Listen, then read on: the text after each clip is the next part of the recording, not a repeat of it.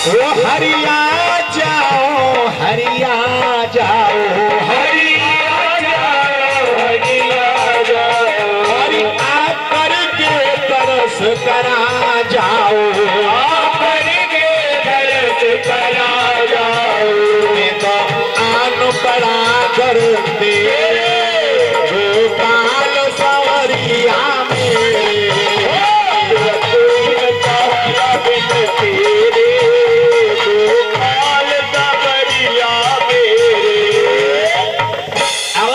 दुखी हो एक वरदान मांगने के लिए जा रहा है, अगर कृपा हो गई तो सारे वरदान मिलेंगे। और कोई दुखी हो तो उसके गेहूं के संग में खतूर में पानी लग जाएगा, तुम कछु में जाओ। दोनों हाथ उठाए के बस ताली बजाओ, ठाकुर जी दिखाओ अपने हाथ के, ठाकुर जी हम बैठे दुखी, क्योंकि संसार में दुखी है, कोई तन दुखी, कोई मन दुखी, कोई धन बिन रहे तो दास। उठाओ ऐसे ऊंचे ऊंचे, जय जय श्री राम। हमारे पिता तुमने पीछे बुजुर्ग बैठे, देखो कितने ऊंचे ऊंचे हाथ उठा रहे हो। जिम्मैया ने देखो रोटी ना खाए के आए, अच्छा खाया नहीं तो मिल करके मेरे साथ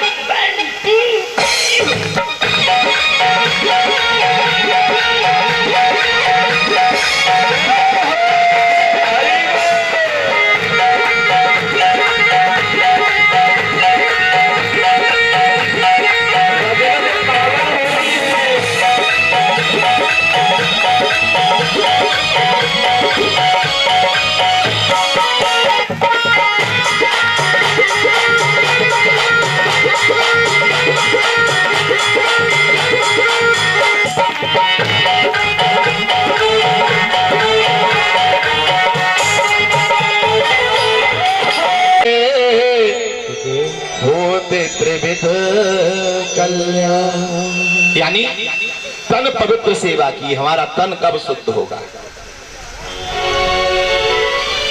हम किसी की सेवा करेंगे, सहायता करेंगे। तन पवित्र सेवा किए, धन पवित्र कर दान, और जितना धन हम दान करेंगे तो हमारा धन भी शुद्ध हो जाएगा। और मन कैसे पवित्र होगा? ये कोई बर्तन तो है नहीं जिसको मांज करके रख दो तो साफ हो जाए। मन तो केवल परमात्मा के भजन से ही पवित्र हो सकता है।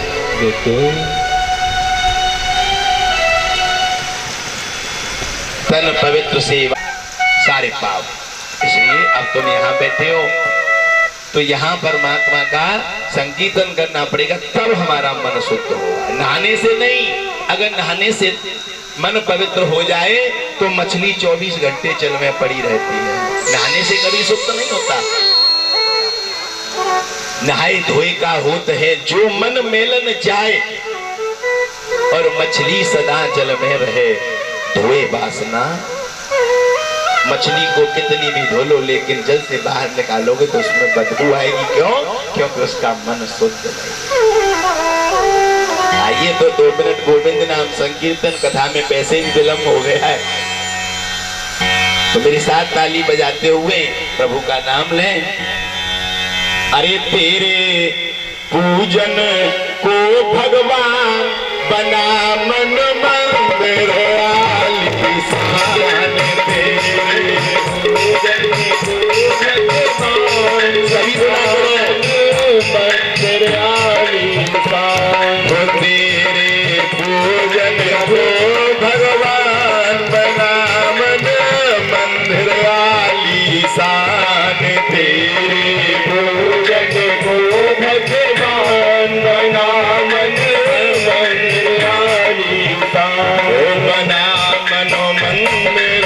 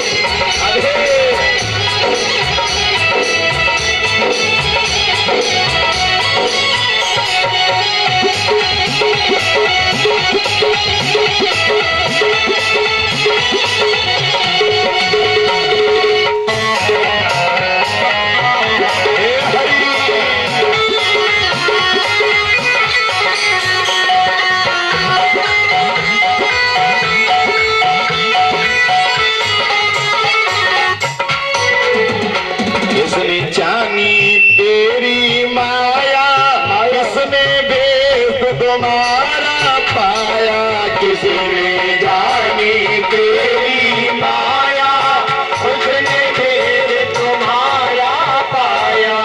किसने जानी तेरी माया, किसने पार तुम्हारा पाया, किसने जानी तेरी माया, किसने पार तुम्हारा पाया। सारे ऋषि मुनि घर बना मन मंगल साथ पूरन को भगवान बना मन मंदिर हरि।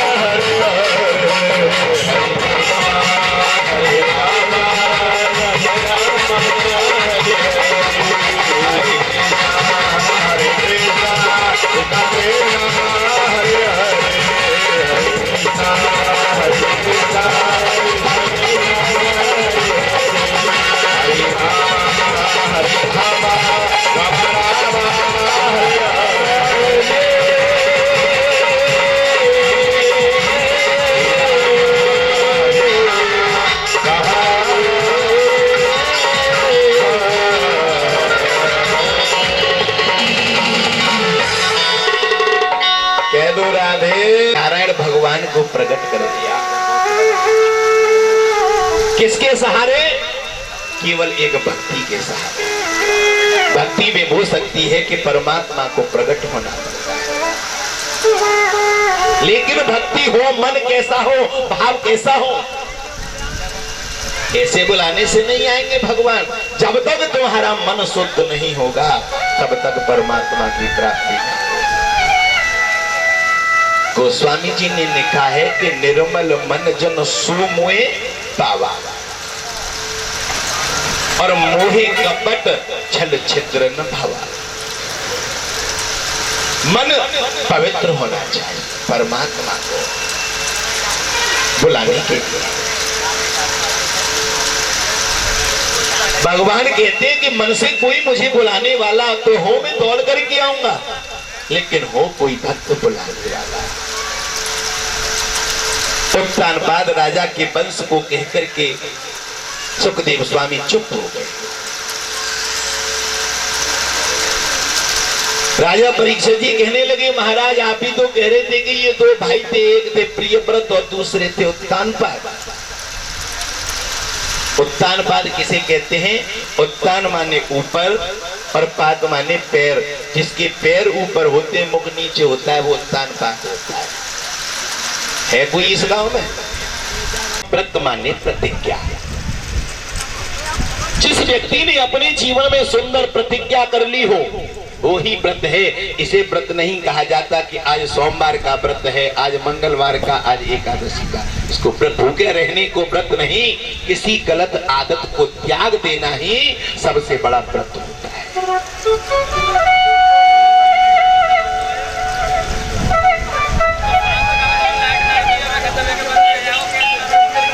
राजा प्रियव्रत ने आज अपने मन में एक संकल्प कर लिया कि इस संसार में अब मैं अंधकार नहीं रहने दूंगा। भगवान सूर्य नारायण से ठन गई, सूर्य के समान उन्होंने एक दिव्य रथ को प्राप्त कर लिया। आज अग्निग्रह के बेटा हुए हैं नाभि और नाभि के हुए हैं ऋषभदेव। 7 द्वीपों के सम्राट हैं महात्मा ऋषभदेव जी, जिनके 100 पुत्र थे। सबसे बड़े पुत्र का नाम था भरत। एक दिन महात्मा ऋषभदेव ने अपने समस्त पुत्रों को 100 पुत्रों को अपने पास में बुला करके बिठा दिया और समझाने लगे, बेटा ये बताओ मुझे कि ये तुम्हें मनुष्य शरीर किसके लिए मिला है? खाने पीने के लिए, सोने के लिए, ऐश करने के लिए? नहीं। अरे खाते पीते तो जीव जंतु, कुत्ता बिल्ली बंदर जानवर सब खाते पीते हैं, बच्चे तो जानवर भी पैदा करते हैं, लेकिन ये मनुष्य शरीर बेटा तुम्हें किसके लिए मिला? बड़े भाग्य रे मानुष तन पावा। बड़े भाग्य से ये अनमोल रतन मिला। इस संसार में हर चीज की कीमत है, लेकिन मनुष्य के शरीर की कोई कीमत नहीं है। ये अनमोल रतन है बेटा। ये तुम्हें मनुष्य शरीर क्यों मिला? खाने पीने सोने के लिए नहीं, इस मनुष्य शरीर से तुम्हें तपस्या करने के लिए मिला है। क्योंकि जब तुम तपस्या करोगे, भजन करोगे, तो इस आने जाने के चक्र से मुक्त हो जाओगे। नहीं तो बार बार पुनरपि जन्म पुनरपि मरणम, बार बार जन्म लो, बार बार मर जाओ। कीड़ा मक्खी मच्छर भौरा ऐसे भटकते रहेंगे इस चौराहे। अब भी बहुत पड़ी है, निकल गई वो निकल जाने दो। अभी तो बहुत पड़ी है, अब वो कर ले भगवान को बचा। किसके लिए मिला ये मनुष्य शरीर?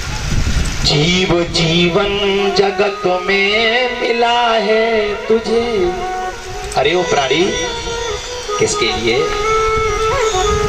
वो जीव जीवन जगत में मिला है तुझे।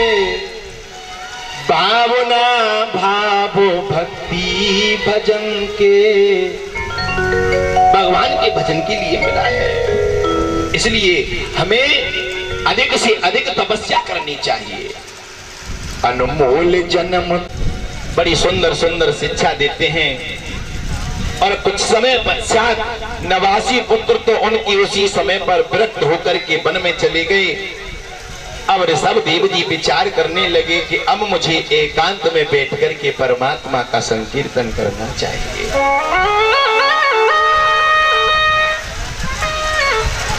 कि चाह गई चिंता नसी और मनवा बेपरवाह, जिनको कुछ ना चाहिए वो सहन को सह। जीवन में लक्ष्य बनाओ, अधिक से अधिक परमात्मा का संकीर्तन करो। जिसका मन कन्हैया के चरणों में बंध जाता है ना, और जो भगवान के चरणों में झुक जाता है, तो उसे कोई झुकाने वाला इस संसार में नहीं है। मांगना है तो इससे मांगो, रोना है तो इसके सामने रो, और हंसना है तो इसके सामने। दुनिया वालों के सामने हंसोगे ना, दुनिया वालों के सामने रोओगे तो वो 4 दिन बाद तुम्हारी हंसी उड़ाएंगे। अगर इसके सामने रोओगे ना तो ये समझेगा कि ये दुखी है। क्योंकि बनी में लाखों स्थान है दामोदर कुंड, वहीं पर जाकर के भरत जी महाराज समाधि लगा करके और तपस्या करने लगे। दामोदर कुंड जो है नेपाल में स्थित है, जहां पर गंडकी नदी निकल करके जा रही है, जहां पर बर्फीली बर्फीली हवाएं चलती हैं, शालिग्राम भगवान वहीं प्रकट होते हैं।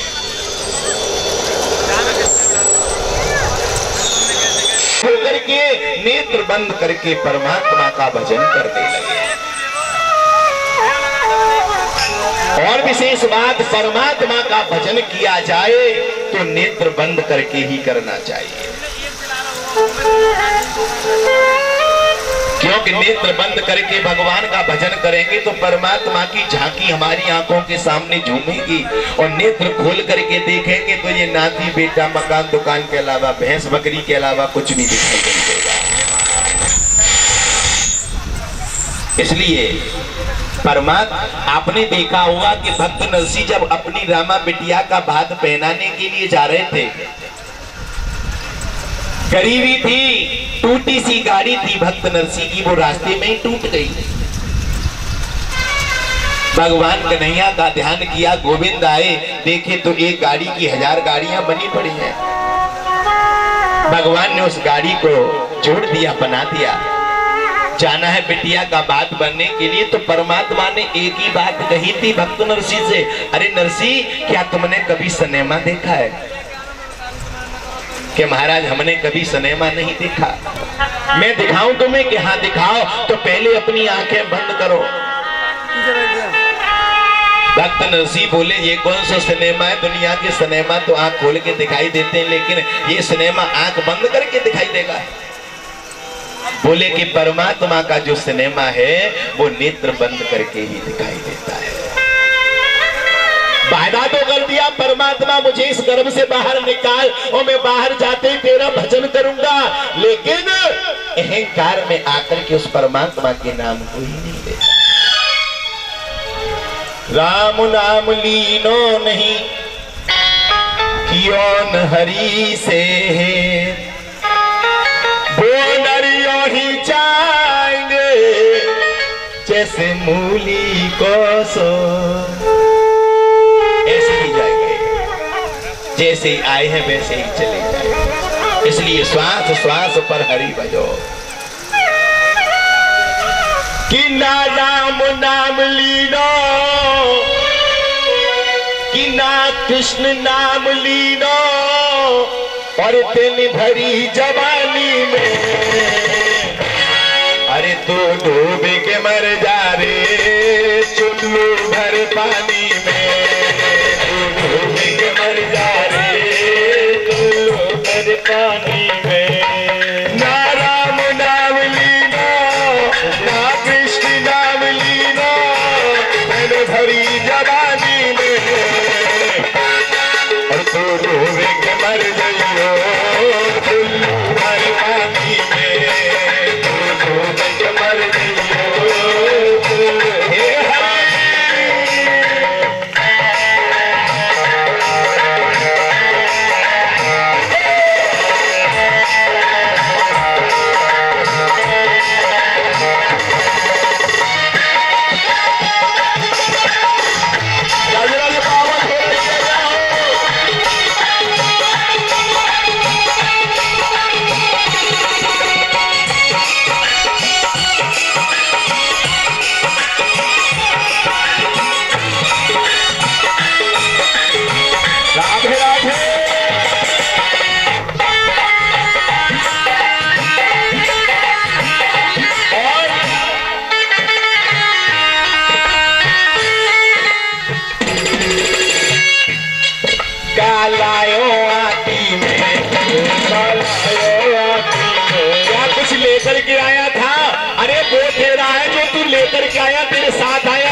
अरे जब तू कुछ लेकर के नहीं आया तो तेरा इस संसार में है क्या रे बाबरे? लायो माटी में,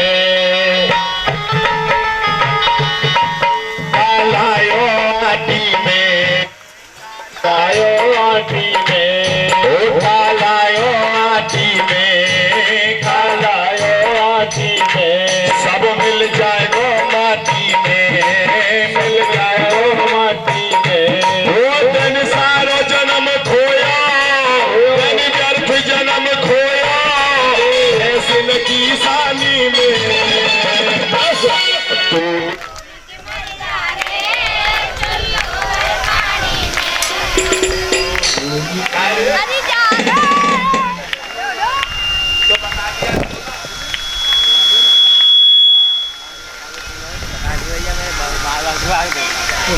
नहीं है तेरा, क्यों कहता मेरा मेरा, यह कुछ भी नहीं है तेरा। कछु कमाल नहीं पायो, कछु कमाल नहीं पायो, छोटी जिंदगानी में तू डूब के मर गई हो चुल्लू भर पानी में, तू डूब के मर गई हो चुल्लू भर पानी में।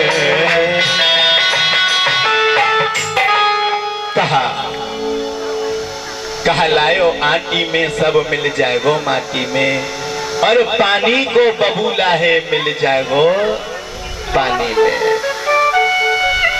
इधर में भरत जी महाराज कंठ भर जल में खड़े होकर और नदी में तपस्या करने लगे। जप करते करते भरत जी महाराज की आंखें खुली, और जैसे ही आंखें खुली तो भरत जी महाराज ने अपनी आंखों के सामने एक अद्भुत दृश्य देखा कि एक गर्भवती हिरणी और उसी नदी में जलपान करने के लिए आ गई। जैसे वो जलपान करने लगी है हिरणी, तो किसी शेर ने पीछे से छोटा सा उस हिरणी का बच्चा उसी नदी में बह करके जाने लगा, और भरत जी की नजर उसी बच्चे पर पड़ गई। कहने लगे ये तो छोटा सा बच्चा है, इसकी तो मुझे प्राण रक्षा करनी चाहिए, परोपकार करना चाहिए। अब तो माला छोड़ के बच गई। गाली आज ज्यादा है।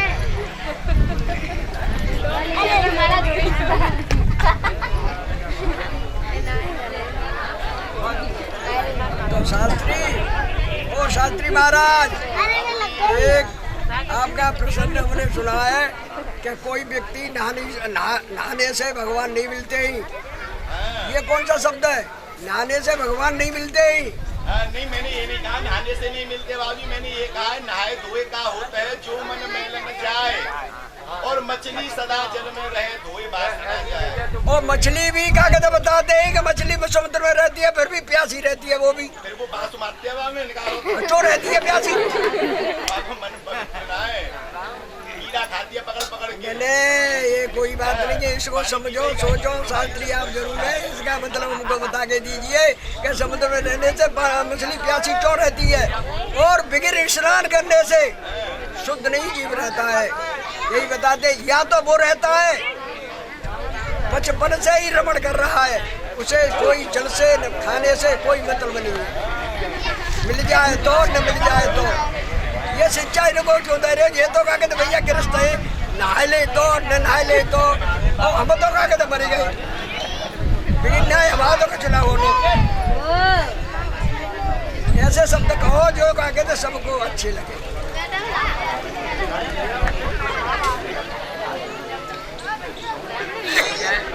बिल्कुल बने गए गिरफ्त बहुत ज्यादा चले गए गड्ढा में। अरे दया भाई तो नाने तो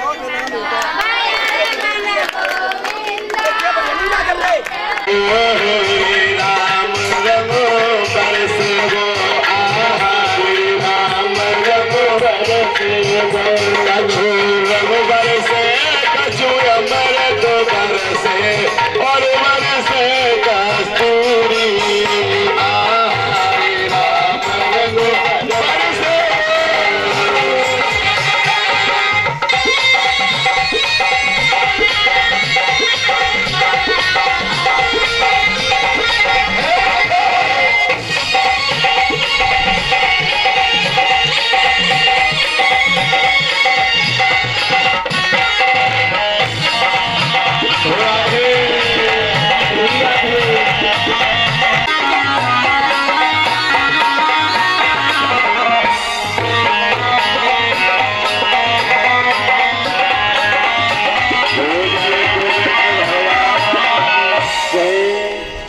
भैया बहना तो नाचवे के लिए बिल्कुल ऑनलाइन बैठी रहती महाराज की केवल मन बस उस हिरण के बच्चे में ही लगा रहता है।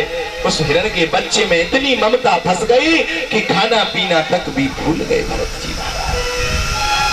यही बड़ी सबसे बड़ी विपत्ति होती है कि मोह सकल बिन कर मूला जाते जियाओ पर जिहो बहुसूला। मोह की मूल जड़ में फंस गए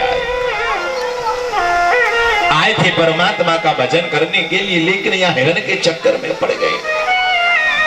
100 माला का जाप किया करते थे, आज हिरण के बच्चे में ही मन लगा रहता है, केवल हिरण में ही लगा रहता है। सारी मालाएं छूट गई। बोलो व्यास जी महाराज की। राकेश माधव जी महाराज, हमें इनका स्वभाव बहुत अच्छा लगा और अच्छे भले भी हैं। एक बार व्यास जी के लिए जोर से ताली बजा के सम्मान।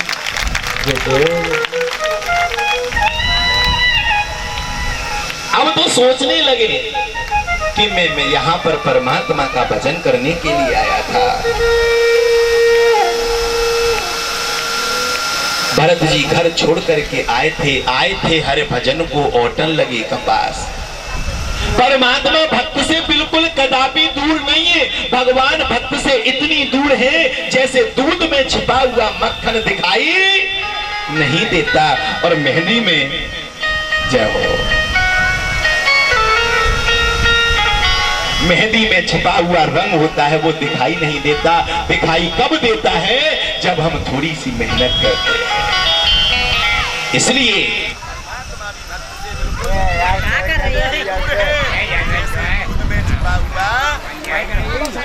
तो शेर भेड़िया ही खा जाएंगे।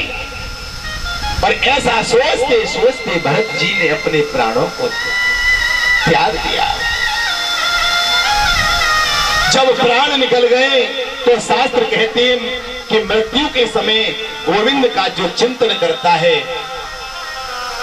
तो वो गोविंद का ही होता है। संत महात्मा अधिक परमात्मा का भजन क्यों करते हैं? गोस्वामी जी ने लिखा है, जन्म जन्म मुनि जतन कराही, अंत राम कहे आवत नहीं। संत महात्मा इसलिए ज्यादा भगवान का भजन करते हैं कि अंत समय पर इनके मुखार बिंद से परमात्मा का नाम निकल जाए। और जिसके मुखार बिंद से परमात्मा का नाम निकल जाता है उसका इस संसार में आवागमन का चक्र मिट जाता है। तो हर प्राणी अंत समय जब आता है तो वो परमात्मा का नाम लेने की कोशिश करता है कि मैंने जिंदगी भर लिया या न लिया, लेकिन अंत समय पर लो। लेकिन वहां पर पहचान भी होती है कि ये राम का नाम लेने की कोशिश कर रहा है। रा कहने में मुंह खुलता है और माँ कहने में मुंह बंद हो जाता है। कोई लोग मुंह खोल करके ही अपने प्राणों को तो त्याग देते। लोग कहते कि ये तो मुंह खोल करके मरा है, अब तो एक आदम ने और लेके मरा है, कह देते हैं ना। वो कोशिश कर रहा था लेकिन राम का नाम ले नहीं पाया। परमात्मा ने इतना सुंदर हमें शरीर दिया। अगर हमारा शरीर पशु जैसा होता तो क्या हम यहाँ बैठ कर के भगवान की कथा सुन लेते? क्या मैं आपको कथा सुना देता? यहाँ बैठ करके इतने ऊंचे पर ला करके तुमने मुझे बिठा दिया, लेकिन ऊंचे पर बिठा जरूर दिया लेकिन बड़ा मत समझना, क्योंकि आप जानते हैं जमीन पर बैठने वाला कौन होता है? कौन? जोर से बोलो। जमींदार। और चौकी पर बैठने वाला भैया जा एरई गांव के साथ ना तो हम चौकीदार हैं, बड़े मत समझना।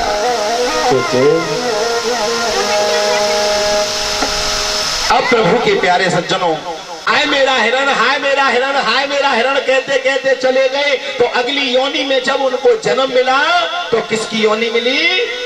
हिरण की। यहाँ एक शिक्षा भी मिलती है भैया, लोग पाल लेते हैं घर घर में कुत्ता है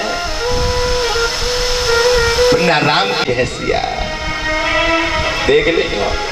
इसलिए श्वास श्वास पर हरि भजो, परमात्मा का भजन करो। अब जब दूसरा जन्म भरत जी को हिरण का मिल गया, हिरण के झुंड में रहते हैं, सारे हिरण तो खाते हैं हरी हरी घास, लेकिन भरत जी खाते हैं सूखी सूखी घास। क्यों? विचार करने लगे कि हरी घास के अंदर तो कीटाणु होते हैं। एक बार क्या हुआ कि बहुत तेज जंगल में तूफान आंधी आई, बहुत तेज तूफान आया और आपस में वन में दो पेड़ों में घर्षण हुआ और पेड़ों में वृक्षों में घर्षण होने के कारण वन में आग लग गई। जैसे ही वन में आग लग गई तो सारे हिरणों उस आग को देख करके भाग गए, लेकिन भरत जी वहां से नहीं हिले, अपने शरीर को वहीं पर समाप्त कर दिया। उसमें जो जुड़वा संतान में जो छोटा पुत्र था वो ही हमारे भरत जी महाराज थे। अब भरत जी महाराज को पूर्व जन्म की बात याद आ जाती है। जन्म लेते ही विचार करने लगे कि गोविंद तुमने मुझे एक अवसर और दिया, अब मैं किसी के मुंह के चक्कर में नहीं फंसूंगा, मुझे की होगा जिसे मुझे बंधन में बंधना पड़े। आज भरत जी का तेजस्वी चेहरा है, जिसकी उपासना करते हैं उसके सद्गुण हमारे जीवन में अवश्य आते हैं। भरत जी महाराज राम जी के उपासक हैं और भगवान कृष्ण के प्रेमी हैं, इसलिए जन्म से चेहरे की आकृति बड़ी सुंदर थी। तो एक दिन पिताजी ने कहा, बेटा भरत, मैं तुम्हें गायत्री मंत्र लिख करके दे रहा हूं, आप उस गायत्री मंत्र को मुझे रट करके सुनाओ। भरत जी महाराज बोले, फिर चक्कर में डाल रहे हो पिताजी, एक बार नहीं 2 बार मुझे झटके लग गए।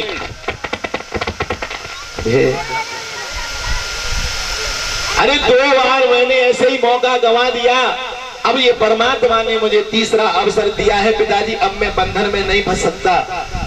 पिताजी मंत्र रटाते रटाते मर गए, लेकिन भरत जी महाराज ने वो गायत्री मंत्र रट करके नहीं सुनाया। कहने लगे, आज गायत्री मंत्र की कह रहे हो, कल सत्यनारायण भगवान की कथा की कहोगे, परसों भागवत की कहोगे, मुझे किसी के बंधन में नहीं बंधना। बिना दे करके तो आओ, देख के आओ कुछ काम किया है कि नहीं। आज फावड़ा नाली पर रखा है और प्रभु का भक्त परमात्मा के भजन को ही कर रहा है। भैया, मैंने तुम्हें इस काम को करने के लिए भेजा था। बोले, ये धरती हमारी माता है और माता के अगर फावड़ा लेकर के अत्याचार करें तो चोट लगेगी नहीं लगेगी? नहीं। भरत जी महाराज के भैया कहने लगे, तुमने कर लिया काम, चलो घर। खेत बड़ा बड़ा हो गया।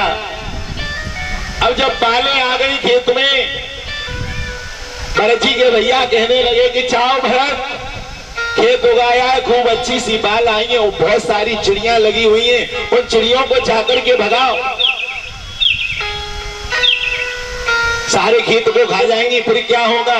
भरत जी महाराज बोले, नहीं मान रही तो तुम्हारी राम की चिड़ैया और राम जी को खे और चिड़ैया भर भर के चिड़ैया राम जी के खे और चिड़ैया भर भर के राम जी चिड़ैया राम जी को खे राम जी को खे और चिड़ैया भर भर के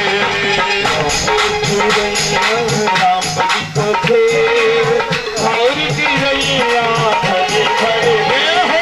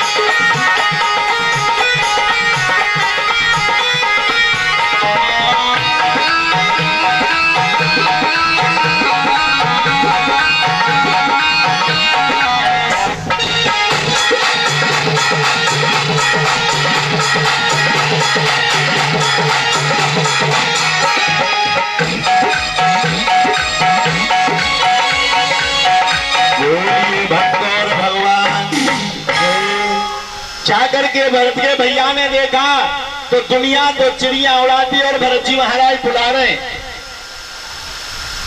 भैया भरत ने ये क्या किया? बोले कहने लगे इनका का खेत है कोई, चलो तुमने काम कर लिया। अब घर में आकर के भरत जी केवल परमात्मा का भजन करते रहते, जड़ की तरह पड़े रहते हैं, इसलिए वहां पर एक भरत जी का नाम पड़ा है जड़ भरत। अब जब कोई काम काज नहीं करता तो घर के ऐसा ही व्यवहार करने लगे, उल्टा सीधा व्यवहार फेंक फेंक करके रोटियां देने लगे। भरत जी कहने लगे अब हमारा समय आ गया परमात्मा का भजन करने का। उल्टा सीधा व्यवहार करने लगे। घर वाले कहने लगे खाना है तो खाओ, नहीं यहाँ से निकल जाओ, जाओ तुम्हें कहीं अच्छा लगे वहां रहो। भरत जी महाराज कहने लगे मिल गया बहाना, अब मुझे परमात्मा के भजन से कोई रोक नहीं सकता। आज भरत जी महाराज घर को छोड़ करके और परमात्मा का आश्रय लेकर के घर से निकले। आज घर से जब निष्कासित कर दिया, जंगल में कौल भीलों ने देखा, कौल भील यज्ञ कर रहे थे तो वहां पर भेंट चढ़ाने के लिए कोई अष्टपुष्ट चाहिए। विचार करने लगे के लिए काली माता के मंदिर में लेकर के पहुंच गए।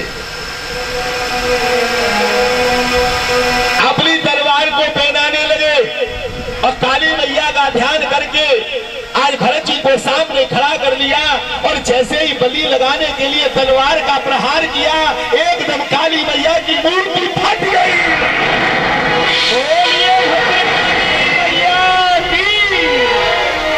जैसे ही काली मैया की मूर्ति फटी और एकदम सामने मैया चतुर्भुज रूप लेकर के सामने प्रकट। प्यारे सज्जनों याद रखना, माँ तो माँ हो, माँ बाप का कभी दिल मत दुखाना। खुद गीले में पड़ी रहती है लेकिन अपने बेटे को कभी गीले में ना सोने देती। भरत जी महाराज चल करके जाने लगे, कहाँ रुकना है कोई पता नहीं, चलते हुए जा रहे हैं। बीच रास्ते में जब चल करके जाने लगे तो बीच मार्ग में राजा रघुगढ़ से भरत जी का मिलन हो जाता है। मध्य देश के राजा हैं रघुगढ़ और बड़े सत्संगी हैं। उन्होंने देहा बिहान को जीत लिया। पालकी लेकर के जा रहे हैं राजा रघुगढ़ और बड़े अहंकारी हैं। जब चार कहार उस पालकी को लेकर के जाने लगी तो एक कहार अस्वस्थ हो गया। बोले महाराज अब इस पर तो पालकी नहीं चलाई जा रही। कहने लगे जाओ देख करके लाओ, अगर जड़ भरत इस पृथ्वी का तीसरा टुकड़ा है तो राजा रघुगढ़ तुरंत पालकी से नीचे उतर करके विचार करने लगे। कहने लगे चरणों में गिर करके क्षमा मांगने लगे, राजन आप मुझे ये बताओ आप कपिल मुनि हैं या आप पाराशर जी हैं, आप मुझे बताइए आप व्यास हैं, कौन है, आप मुझे अपना परिचय दीजिए महाराज। आज आप मुझे मेरे अज्ञान को दूर कर दीजिए। महाराज मैं कोई नहीं हूं, जो आप हो वो ही हूं मैं। सूर्य एक होता है और उस एक सूर्य के नीचे 1000 घड़ों में अगर हम जल भर करके रख दें तो क्या वो 1000 सूर्य हो जाएंगे? जब तक महान पुरुषों की चरण धूलि हमारे मस्तक नहीं लगेगी तब तक हमारी आत्मा को परमात्मा का ज्ञान नहीं हो सकता। अब परिचय देने लगे। महाराज मैं पहले भरत नाम का राजा था, आज पिताजी का सत्संग मिला, कथा सुनी तो मेरे मन में वैराग्य आ गया तो मैं घर को छोड़ करके वन में चला आया। वन में जाने के बाद मुझे मृग योनि प्राप्त हुई, मुझे स्वयं मृग बनना पड़ा था। इसलिए राजन एकांत में बैठ करके केवल परमात्मा का भजन करना चाहिए। संसार को कभी अपनी कुल दृष्टि से नहीं देखना चाहिए। आचार्य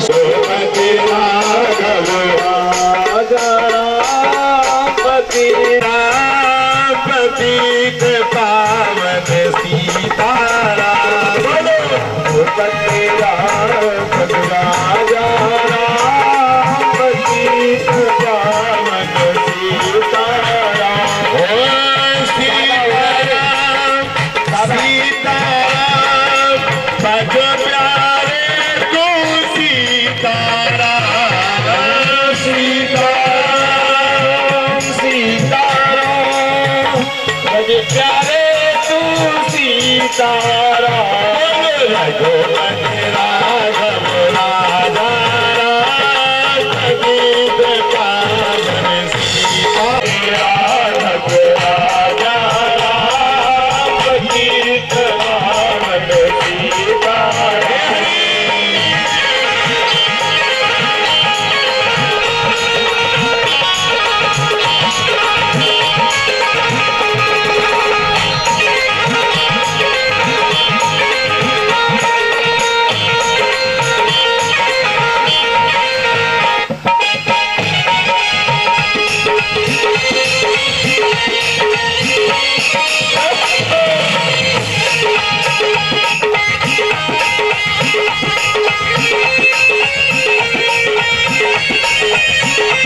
जैसे ही सभी संत परमात्मा का संकीर्तन करते हुए जाने लगे तो बीच मार्ग में अजामिल ब्राह्मण का गांव पड़ जाता है। पड़ गया गांव में और चलते चलते संतों को भी अंधेरा हो गया। विचार करने लगे कि इसी गांव में रुक जाते हैं, पूछ ले कि भैया कोई अच्छा सा आपके गांव में भला व्यक्ति कोई हो तो उसका मार्ग बता दो, हम वहीं रुक जाएंगे।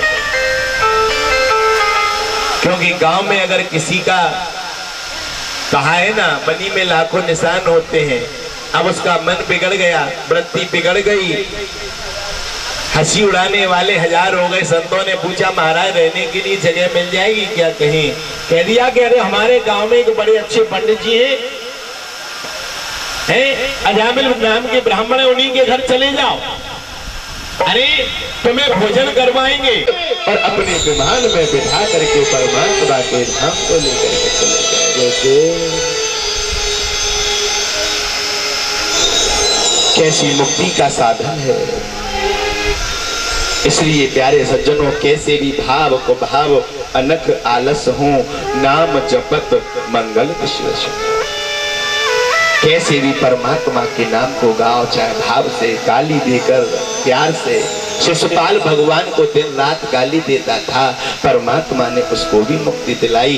पूतना अपने स्तरों पर जहर लगा करके मारने के लिए गई, परमात्मा ने माता की गति प्रदान कर दी। मेरे प्रभु परमात्मा की बराबर कृपालु का सागर कौन हो सकता है?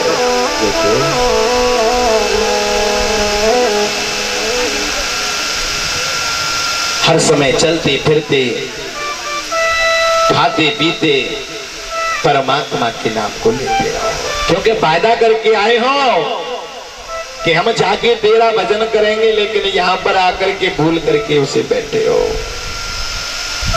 परमात्मा की आंखों के सामने जो आ जाता है ना, तो मेरे गोविंद उसे बह करके निकल जाने देते। इसलिए हर परिस्थिति में उसके नाम को गाओ कि दुख में तड़पो मती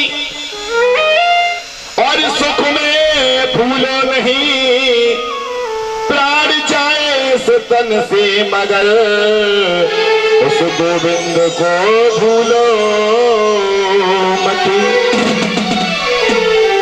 कि मुरली वाले को मन से रिझाते चलो, ओ मुरली वाले को मन से रिझाते चलो, ओ कृष्ण गोविंद गोपाल गाते।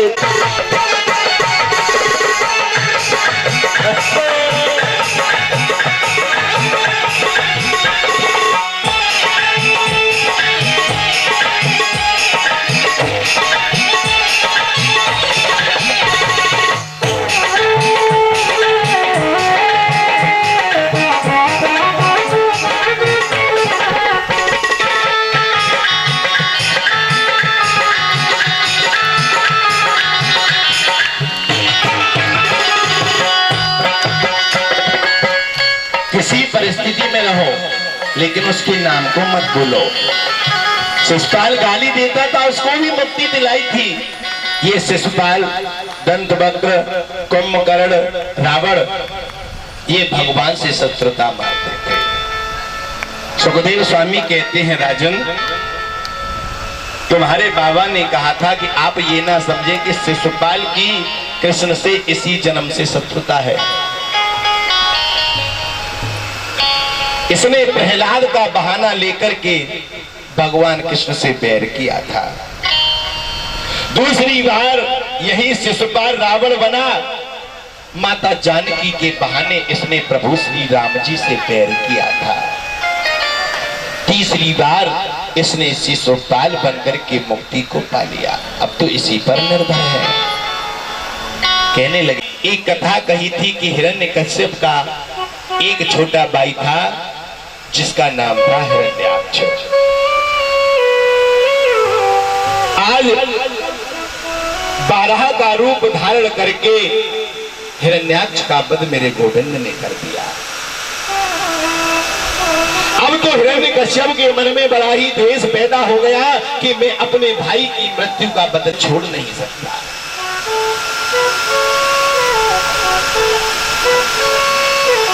आज हिरण्यकश्यप अपनी पत्नी कयादु से कहने लगा,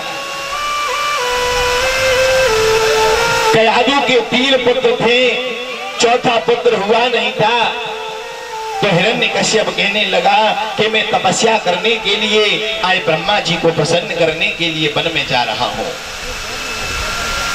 अगर मुझे वरदान दे दिया तो मैं वापस लौट करके आऊंगा, नहीं तो अपने प्राणों को वहीं पर त्याग दूंगा।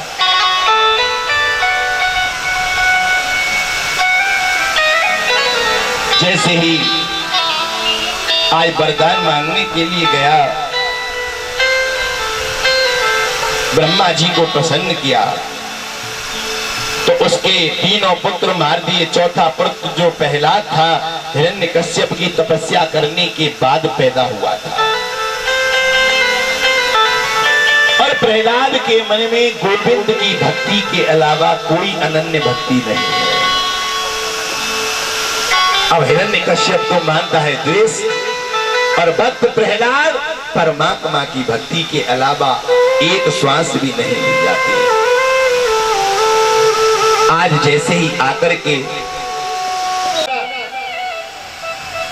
भक्त प्रहलाद वहां पर केवल शांत बैठे रहते हैं, भगवान का चिंतन करने लग जाते हैं, कभी कभी रोने लग जाते हैं, कभी कभी गुरुकुल में हंसने लग जाते हैं। गुरुवर ने पूछा, अरे प्रहलाद ऐसा क्यों? सुखदेव, भगवान रोता तो मैं इसलिए हूं कि आप मुझे कब मिलोगे। आपने बड़ी सुंदर मेरी रक्षा की है और मुझे कृष्ण के चरणों का प्रेमी बना दिया।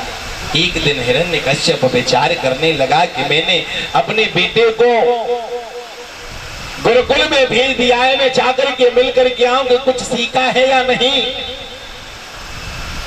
जैसे ही आज हिरण्यकश्यप अमर के पास पहुंच गया, जाकर के कहा कि मेरे बच्चे को कौन सी शिक्षा दी है। हाथ ने कह दिया कि पिताजी बिंद के चरणों में झुक गया, मेरा तो मन अब कहीं नहीं लगता गोविंद के चरणों के अलावा। आज गुरुदेव को फटकार लगाई, अरे वो मुझसे शत्रुता मानता है और मेरे पुत्र को उसी के चरणों का प्रेमी बना दिया। उल्हाना देकर के फटकारने लगा। तब प्रहलाद ने कहा, पिताजी आप गुस्सा न होइए। 9 प्रकार की भक्ति की, श्रवणम कीर्तनम विष्णु, स्मरणम पाद सेवनम, अर्चनम वंदनम दास्यम, संख्यमात्म निवेदनम। पिताजी, मैंने अपने जीवन में सोचा कि नारायण के चरणों का प्रेमी बनने में जो आनंद है वो किसी में नहीं है। हिरण्यकश्यप कहने लगा, बार बार तू मेरे शत्रु का नाम लेता है, बार बार मैं तुझे जिंदा नहीं छोड़ूंगा। ये आप यहाँ बैठ करके श्रवण कर रहे हैं, ये भी एक भक्ति है। बोला कि मैं तुझे जिंदा नहीं छोड़ूंगा, तू मेरे शत्रु का बार बार नाम लेता है। कालों को बुला लिया, जाओ ले जाकर के, ये मेरे शत्रु का बार बार नाम लेता है, इसे विमान में बिठाओ और विमान में बैठा करके ले जाओ और समुद्र में ले जाकर के फेंक दो, मैं देखूंगा इसका नारायण कहाँ है। लेकिन याद रखना, जाको राखे साइया मार सके ना कोई। आज ले जाकर के जल में फेंक दिया, लेकिन प्रभु का भक्त है, जल में पड़ा पड़ा गोविंद धुन लागी, गोपाल धुन लागी, वहां से भी बच करके आ गया।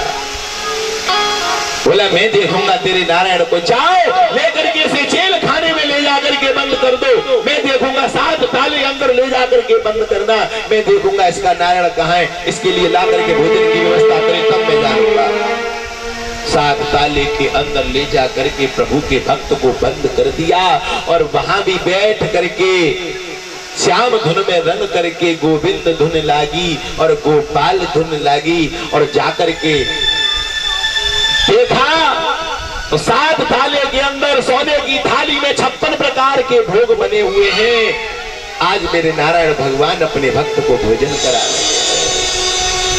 ये है भक्ति का प्रताप। जाकर के कह दिया, जाओ जलती हुई अग्नि में फेंक दो ले जाकर के, ये मेरे शत्रु का बार बार नाम ले।